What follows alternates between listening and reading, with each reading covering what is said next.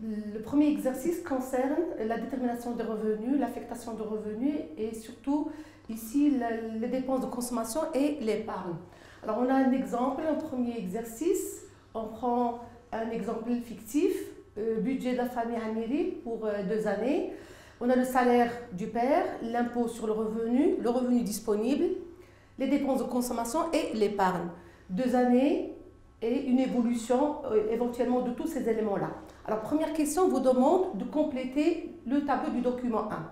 Alors, pour l'année 2015, il vous est demandé de calculer le revenu disponible et l'épargne. Alors, bien sûr, c'est un exemple simplifié. Le revenu disponible, c'est généralement le salaire brut moins l'impôt. L'impôt est un prélèvement, donc il faut le déduire pour arriver à trouver de manière très simple le revenu disponible. Alors, pour l'année 2015, on a 17 000 dirhams, moins l'impôt 2200. Ça donnera en principe, pour la première année, donc 17 000 moins 2200, ça vous fait un revenu de 14 800. La même chose pour l'année 2016, le revenu est stable, il est le même, 17 000, mais on constate une augmentation de l'impôt sur le revenu, 2500, ce qui donne un revenu de 14 500. Bien, il vous a demandé aussi de calculer l'épargne. Alors, qu'est-ce que l'épargne? On a vu que l'épargne, c'est la partie de revenu non dépensée immédiatement. Bien, donc, l'épargne, c'est le revenu disponible moins les dépenses de consommation. Alors, toujours pour l'année 2015, on a l'épargne des ménages, revenu disponible 14 800, moins 13 800 qui sont les dépenses de consommation, qui donne une épargne de 1000 dirhams. Alors, la même chose pour 2016, les dépenses de consommation. Donc, une dépense de consommation, c'est une utilisation d'une partie de revenu. Il s'agit donc là de revenu disponible moins l'épargne pour 2016. 14 500 moins 2000, ça fournit 12 500. Alors là, ça a été bien sûr la première question qui concerne à compléter les valeurs qui manquent, à savoir le revenu disponible, les dépenses de consommation ainsi que l'épargne. Alors, deuxième question, on vous a demandé de dégager du document un facteur qui conditionne l'épargne des ménages. Alors, on a vu que l'épargne des ménages est passée de 1000, on a trouvé 1000 ici, à 2000 dirhams. Qu'est-ce qui a permis cette évolution de l'épargne? Bien sûr, là, c'est d'après le document. Alors, le document, il n'y a que des éléments chiffrés. Qu'est-ce qui permet d'augmenter cette épargne qui est passée de 1000 à 2000 dirhams? Alors, les dépenses de consommation sont passées de 13 800 à 12 500. C'est-à-dire qu'on a constaté ici une baisse des dépenses de consommation. Alors, quand on maîtrise ces dépenses de consommation, quand on réduit ces dépenses de consommation, bien sûr, on est amené à réaliser plus d'épargne. Ça, c'était la deuxième question. Alors, la question suivante concerne citer un autre facteur qui peut motiver l'épargne. Qu'est-ce qui peut motiver les ménages à épargner plus? Bien sûr, on a dit déjà on maîtrise les dépenses de consommation afin de réaliser plus d'épargne, mais qu'est-ce qui peut aussi pousser les ménages à épargner? Qu'est-ce qui peut motiver l'épargne des ménages? Alors, les ménages peuvent être motivés à épargner plus pour plusieurs raisons. Parmi ces raisons-là, il y a le taux d'intérêt des banques. Le taux d'intérêt des banques, c'est-à-dire que les banques peuvent inciter les ménages à épargner par un taux créditeur élevé. C'est une incitation supplémentaire à l'épargne. Moi, en tant que ménage, je peux être amené à épargner plus quand je suis rémunéré de manière plus adéquate par les banques. Si les banques arrivent à augmenter leur taux d'intérêt créditeur, c'est-à-dire c'est une rémunération incitative, ça peut être un élément motivant et stimulant à l'épargne. Alors là, c'était le premier document, récapitule, revenu disponible, d'accord? C'est le salaire moins le prélèvement impôt. L'épargne, c'est le revenu moins les dépenses de consommation. Les dépenses de consommation, revenu moins épargne. Deuxième question, qu'est-ce qui a motivé l'épargne des ménages? On maîtrise ses dépenses, on réduit ses dépenses, on peut être amené à épargner plus. On peut aussi être incité par une décision d'épargne suite à un taux créditeur appliqué par les banques. Alors, ça a été le premier exercice. Deuxième exercice, c'est très simple. Il s'agit d'opérations économiques. On est amené à faire un choix. Une opération économique, les opérations économiques des agents économiques sont nombreuses. On est amené à faire donc un choix. L'élève est amené à déterminer s'il s'agit d'une opération de consommation, d'épargne ou d'investissement. Alors pour la consommation, on a deux types de consommation. Soit c'est une consommation finale. On rappelle que la consommation finale est le fait des ménages et des administrations, mais aussi des institutions sans but lucratif au service des ménages. L'épargne, donc, c'est la part de revenus non consommés immédiatement et l'investissement matériel et immatériel. Je reprends aussi pour la consommation, il s'agit de la consommation finale, mais aussi la consommation intermédiaire. On rappelle que la consommation intermédiaire, c'est le fait des entreprises. C'est on détruit des biens et services qui vont être incorporés dans le produit final ou bien dans le service final destiné à satisfaire les besoins des consommateurs. Alors, les opérations, première opération, séminaire en Allemagne au profit des cadres de la société. Une société qui a décidé de mener une formation de ses cadres. Donc, est-ce que c'est une opération de consommation, d'épargne ou d'investissement? Alors, la formation est une opération d'investissement. Bien sûr, c'est un investissement immatériel. C'est un investissement intellectuel. L'entreprise cherche à développer les connaissances des salariés qui vont être, bien sûr, amenés à améliorer leur travail, améliorer leur productivité. Et c'est pour le moyen et le long terme. Donc, c'est un investissement. Alors, acquisition de scanner par l'hôpital Casa Moulay Youssef. Un scanner, c'est un matériel, d'accord? D'habitude, vous avez vu que le matériel, c'est un bien d'équipement et donc c'est une dépense d'investissement. Mais ça, c'est pour l'entreprise. Pour l'État, pour l'administration, pour un hôpital qui est une administration publique, l'achat d'un scanner est une dépense de consommation finale. À travers l'achat d'un scanner, l'État ne cherche pas la réalisation de bénéfices. Il s'agit tout simplement d'un service gratuit, collectif ou quasi gratuit. Donc, l'acquisition de scanner est une dépense de consommation finale. Cotisation de régime de retraite CIMER par un directeur commercial. D'accord? Vous savez que les salariés, dans le but, bien sûr, d'assurer leur vieillesse, on est amené à cotiser au niveau des organismes de retraite. Alors, au Maroc, le CIMER, d'accord, la CIMER plutôt, la Caisse interprofessionnelle marocaine de retraite, cette cotisation est considérée comme une épargne. On met de côté dans une institution, dans un organisme pour plus tard, à l'âge de la retraite. Alors, acquisition d'une voiture de luxe par la famille Sadoun. L'achat d'une voiture pour une entreprise, c'est un investissement, c'est une immobilisation corporelle. Mais pour un ménage, l'achat d'une voiture, c'est pour satisfaire leurs besoins. Donc, on est dans une consommation finale. Bien sûr, de biens durables, mais c'est une consommation, même si ça va durer éventuellement 20 ans ou plus, toujours l'achat d'une voiture pour un ménage est une dépense de consommation finale. Achat d'actions par la société mécénat. Vous savez que l'action est une fraction de capital. Quand on achète une action, on est amené on veut réaliser des bénéfices, on veut réaliser donc ce qu'on appelle des dividendes, d'accord, des bénéfices sur une part détenue par le ménage ou bien par l'entreprise dans le capital d'une entreprise. Dans notre cas, il s'agit des actions achetées par une société mécénat. Alors l'achat d'actions est un investissement pour une entreprise. Il s'agit bien sûr d'un investissement immatériel. On achète des parts, des fractions dans le capital d'une entreprise. Alors, paiement de factures d'électricité par la société Mabchour. Donc, parmi les dépenses, parmi les éléments que consomme l'entreprise afin de produire des biens et des services, il y a l'énergie, il y a l'électricité. Alors, le paiement de factures d'électricité est une dépense de consommation intermédiaire. Construction de locaux dans le siège de la BNCE Bank. L'entreprise a décidé d'accroître sa capacité, de créer de nouveaux locaux. Alors, la construction de locaux par la BNCE est une opération d'investissement. Bien sûr, comme il s'agit de locaux, c'est matériel. Donc, il s'agit d'un investissement matériel. Alors, formation des enseignants du secteur public. Le ministère a décidé de procéder à une formation des enseignants. Alors, toujours j'ai dit que pour l'État, une dépense qui n'est pas amenée à réaliser des bénéfices, qui n'est pas amenée à produire pour le marché, la production n'est pas marchande, on n'est pas dans l'investissement, on est dans des dépenses de consommation. D'accord? Bref, on récapitule. Vous avez donc là les opérations et les choix qu'on a été amenés à effectuer.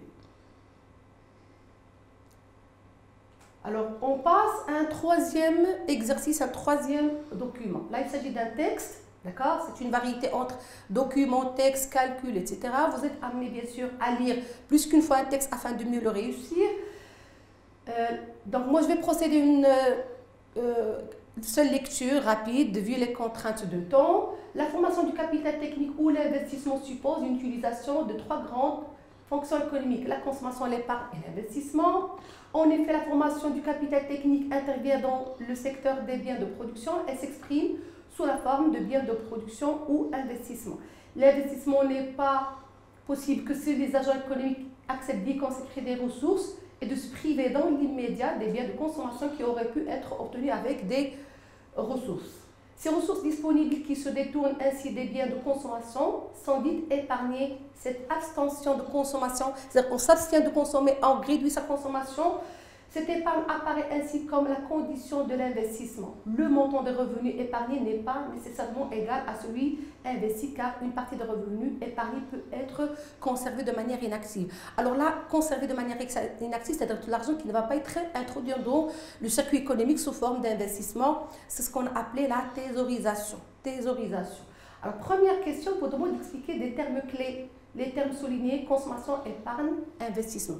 Bien sûr, la consommation, c'est quoi? Consommer, c'est utiliser, d'accord, un bien ou un service pour satisfaire un besoin. C'est une destruction. C'est une destruction qui est soit immédiate, soit donc alternée ou bien successive dans le temps. Je consomme un produit alimentaire, il disparaît sur le champ, mais je consomme une voiture, ça va demander plusieurs années. L'épargne, on a dit tout à l'heure que l'épargne, c'est la partie de revenus non dépensée immédiatement. C'est ce qui est mis de côté pour plus tard. C'est pour une utilisation ultérieure. L'investissement, bien sûr, ça diffère d'un agent à l'autre, mais de manière générale, on est intéressé plus ici par le volet économique et donc par l'entreprise. Donc, c'est l'acquisition des biens, d'équipements dans le but de réaliser une rentabilité future. Donc, sur le plan comptable, on parle d'une immobilisation de fonds dont l'entreprise espère à terme réaliser une rentabilité. Alors, donc, consommation au sens économique, l'action d'utiliser ou de détruire immédiatement ou progressivement des biens et services, un yaourt ou encore un ordinateur, dans le but de satisfaire un besoin. L'épargne est la partie de revenus qui n'est pas dépensée. Cette somme d'argent n'est pas détruite immédiatement par une dépense de consommation et peut être conservée pour une utilisation future ou ultérieure. Donc l'investissement, selon le vocabulaire de la comptabilité nationale, l'investissement peut être le fait des différents agents économiques. Pour les entreprises, c'est la valeur des biens durables acquises pour être utilisés pendant au moins dans leur processus de production. C'est une notion très bien vue en comptabilité. Alors, préciser le mobile de l'épargne et de l'investissement. Quel est le lien entre l'épargne et l'investissement? Tout simplement, l'épargne est là pour satisfaire, pour financer l'investissement. Le rôle de l'épargne, c'est financer, favoriser le financement de l'investissement. Quelle différence faites-vous entre épargne privée et épargne publique? Alors, l'épargne privée, c'est l'épargne du privé. On parle du privé, c'est tout simplement des ménages, des entreprises. L'épargne privée, c'est l'épargne des agents économiques privés, essentiellement les ménages et les entreprises, qu'elles soient financières ou non financières. Par contre, l'épargne publique, c'est l'épargne de l'administration, c'est l'épargne de l'État. Quand les ressources de l'État, je parle des ressources ordinaires bien sûr, sont supérieures aux dépenses ordinaires de l'État, on est amené à dégager ce qu'on appelle une épargne publique. L'épargne publique, donc ces ressources ordinaires, moins dépenses ordinaires de l'État, c'est une notion que vous allez voir de manière détaillée en deuxième année bac dans le cadre de la politique budgétaire. Pour l'instant, l'épargne de l'État, c'est tout simplement quand les ressources de l'État sont supérieures aux dépenses de l'État. Je parle de ressources ordinaires et de dépenses ordinaires. L'investissement de remplacement et de croissance. Alors, l'investissement de remplacement, vous savez que le matériel acquis par l'entreprise n'est pas durable, il peut être usé avec le temps, il peut être même obsolète. Obsolète, c'est-à-dire dépassé par la technologie. Donc, un matériel usé, un matériel obsolète est amené à être remplacé. Bien sûr, les entreprises veulent maintenir leur compétitivité, leur performance. Elles sont obligées de remplacer un matériel qui est usé. Usé, c'est-à-dire qu'il n'est plus en état de fonctionner, ou tout simplement un matériel qui fonctionne toujours, mais il est dépassé sur le plan technologique. On parle de l'obsolescence. Par contre, on peut être amené aussi à acheter un bien d'équipement, mais qui est supplémentaire. D'accord? Dans ce cas-là, on veut accroître la capacité de production. Donc, c'est l'investissement de croissance, on appelle aussi l'investissement net. Donc, on investit, on achète des biens d'équipement éventuellement, soit pour remplacer celui qui a été détruit, usé. D'accord? C'est l'investissement de remplacement ou tout simplement pour accroître la capacité de production. C'est un investissement supplémentaire, c'est l'investissement net ou de croissance. Alors, donc, l'investissement privé effectué par tous les agents économiques autres que l'État, il peut être soit réalisé par un résident, je parle des agents économiques, donc résidents, ou encore les étrangers, mais qui sont aussi donc, résidents au Maroc. Pour l'investissement public, on a dit que c'est effectué par l'État, l'administration, mais aussi les autres donc, organes, ce qu'on appelle les administrations donc, qui ne sont pas centrales, les collectivités locales, les entreprises publiques. L'État peut intervenir dans les secteurs à caractère social. L'État investit dans l'infrastructure, dans la réalisation des écoles, des lycées, des hôpitaux et ainsi de suite. Alors l'investissement de remplacement, de renouvellement, on a dit on est amené à renouveler le capital qui est usé ou qui est obsolète. L'investissement de capacité ou net, il s'agit tout simplement d'un enrichissement, d'une augmentation de la capacité de production. Ce sont de nouveaux biens d'équipement qui s'ajoutent aux anciens. Alors là, vous avez donc, on revient sur la notion de revenu. On sait que l'investissement permet de créer l'emploi et donc de distribuer des revenus. Vous avez là des situations, il faut choisir entre revenus primaires ou revenus secondaires. Alors on n'entend pas revenus primaires, ce sont les revenus qui sont issus de la participation à la production. Alors je participe à la production soit en tant que main-d'œuvre, soit en tant que salarié. Mon revenu est un revenu salarial. Soit je participe à la production par la détention d'un capital. J'achète des actions dans une entreprise, donc j'aurai des dividendes. J'ai prêté, j'aurai des intérêts. J'ai loué, j'aurai un loyer, etc. Donc il s'agit de revenus primaires. C'est un revenu lié suite à la participation à la production, par le capital, par le travail. Sinon, on peut être amené aussi à recevoir ce qu'on appelle des revenus secondaires, bien des transferts. Alors on va mieux comprendre ça à travers ces applications, à travers ces situations. Alors cadre travailler dans la fonction publique. Cadre qui travaille dans la fonction publique, donc il est amené, bien sûr, on a dit déjà, il travaille, c'est-à-dire que son revenu, c'est un revenu de travail. Alors il s'agit là, bien sûr, d'un revenu primaire. Et bien sûr, donc on parle généralement des traitements. Quand on parle des fonctionnaires de l'État, on remplace salaire par traitement. Donc traitement, la contrepartie, bien sûr, de la force du travail, c'est le travail. Donc c'est un revenu primaire. Là, il faut faire un choix, soit revenu primaire, soit revenu secondaire. Et au niveau du revenu donc, primaire, il faut déterminer la nature du revenu. C'est quoi comme revenu? C'est un revenu salarial. Dans notre cas, c'est un traitement. C'est la contrepartie d'un travail. Gérant dans une entreprise individuelle. Je suis amené à être gérant dans une entreprise individuelle. Bien sûr, en tant que gérant, je suis toujours un salarié de l'entreprise. Je suis toujours un salarié, je suis gérant. Donc, c'est-à-dire que j'offre mes compétences intellectuelles, j'offre mon savoir-faire, mon expérience. Donc, la nature de mon revenu est un revenu de travail, tout simplement. Je suis gérant, je ne suis pas forcément le propriétaire, je ne suis pas forcément le détenteur du capital. Je suis tout simplement chargé de la gestion. Donc, je reste un salarié de l'entreprise, donc c'est un revenu de travail. Bien sûr, donc on parle ici, vous allez voir ça en deuxième année dans le cadre de la GRH, les appellations peuvent être différentes. On peut parler donc des honoraires, hein, d'accord. On peut parler des appointements, on peut parler stock options, c'est des notions que vous allez voir en terminale. Contrepartie, tout simplement, c'est comme j'ai dit, la compétence, le travail. Alors, étudiant à l'université Hassan II, un étudiant, il peut être amené à recevoir un revenu. C'est pas parce qu'il travaille, c'est pas parce qu'il fournit donc un capital, quoi que ce soit. Tout simplement, c'est une contribution de l'État aux dépenses de cet étudiant. Il s'agit donc de ce qu'on appelle un revenu secondaire, un transfert, bien sûr, c'est la bourse. Propriétaire de fonds déposés en banque. Propriétaire, quelqu'un qui a des fonds qui sont déposés en banque. C'est un capital financier placé dans une banque, bien sûr en contrepartie des intérêts. Donc, la nature du revenu, c'est un revenu là de capital. Il s'agit donc d'un revenu de capital. La contrepartie, ce sont les intérêts.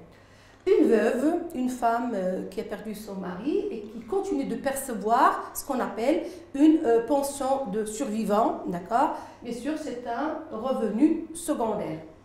Les héritiers, ceux qui ont hérité, donc ils n'ont pas contribué à la réalisation, ce n'est pas un capital détenu, ce n'est pas un travail, c'est juste donc, une sorte de rente, de richesse qui a été léguée par des personnes de la famille, des héritiers. Donc c'est une répartition secondaire.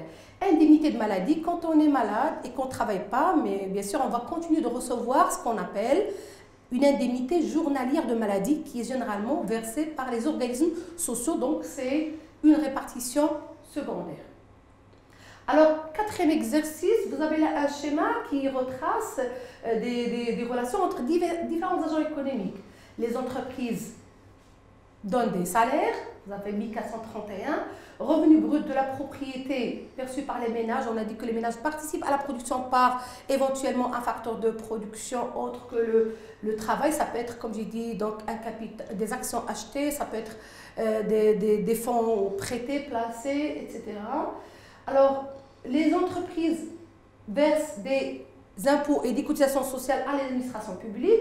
L'administration publique verse des prestations. Tout à l'heure, on a parlé des indemnités journalières de maladie, c'est une prestation, des allocations familiales et autres.